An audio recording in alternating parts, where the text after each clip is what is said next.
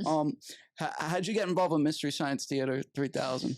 Oh, that's also a really good story. Yeah, and freaks me out because the chance that I wouldn't have been a part of it, that was 99.9% of the chance of what should have happened from that audition.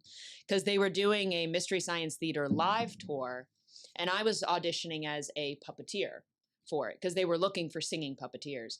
So I go in and I audition, very similar to like, I don't know, the New York auditioning scene is very much like, hey, come in here, you got 2 minutes to impress us, and then there's 50 people behind you.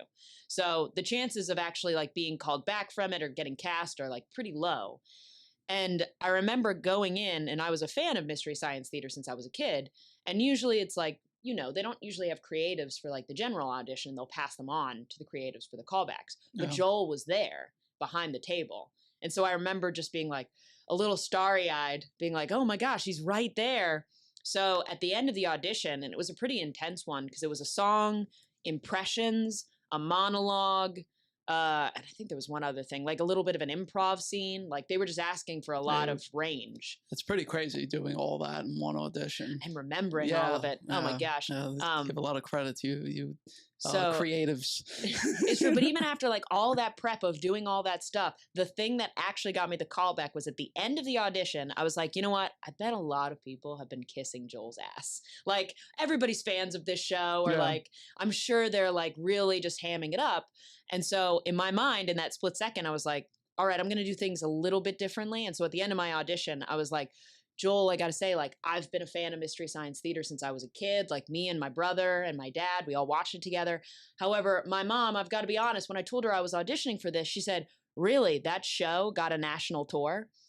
And everybody cracks up behind the table, including Joel. I like get to like walk out and, you know, laughter behind me. And then I get the callback. And at the callback, Joel goes, he was like, you know, man, like what you said about your mom, that was just so funny, man. Like, that's so cool you said that. And I was like, well, Joel, now that you brought it up, I have to be honest. She actually said, how did that stupid show get a national tour? That's so funny. Again, laughs behind the table, and basically then a couple weeks later learned I've been booked.